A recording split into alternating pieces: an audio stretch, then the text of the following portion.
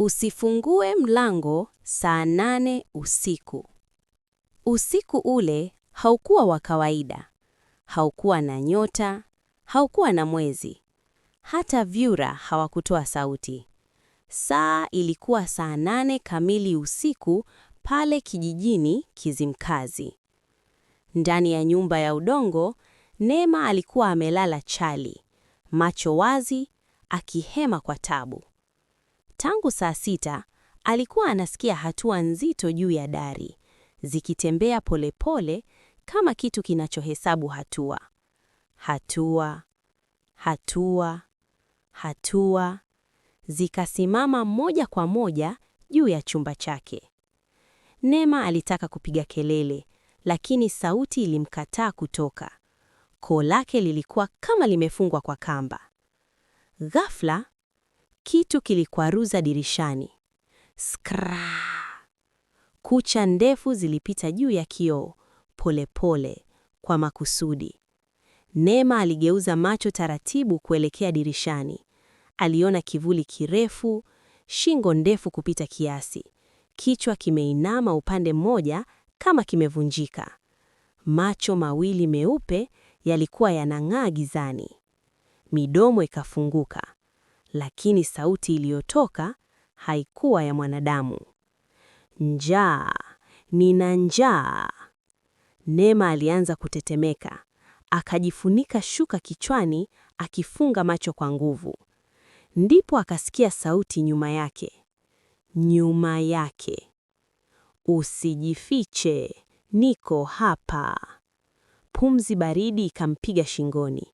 Alihisi kitu kikigusa nywele zake, kikizivuta polepole. Aliamua kugeuka. Makosa makubwa. Kilichokuwa nyuma yake hakikuwa na uso kamili. Ilikuwa kama ngozi ya binadamu imevaliwa vibaya. Taya ilikuwa imeshuka, meno yakiwa mengi sana, yamepangwa vibaya. Mengine yakiwa yanacheza kama yanapumzika.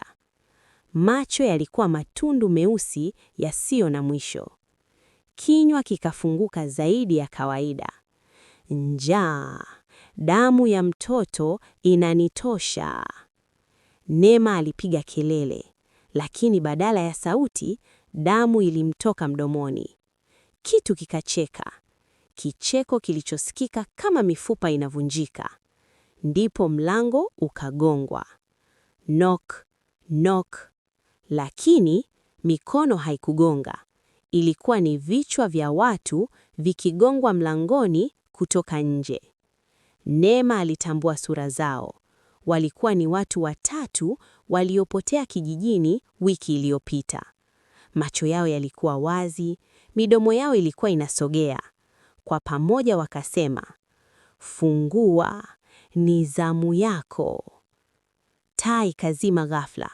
Giza likawa zito kiasi kwamba Neema hakujua kama macho yake yako wazi au yamefumba. Akasikia sauti ya kuchanwa kwa nyama. Akasikia mifupa ikipasuka.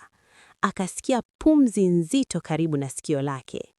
Halafu, kimya. Asubuhi ilipofika, wanakijiji walikuta mlango wa Neema uko wazi. Ndani hakukuwa na damu. Hakukuwa na mapambano.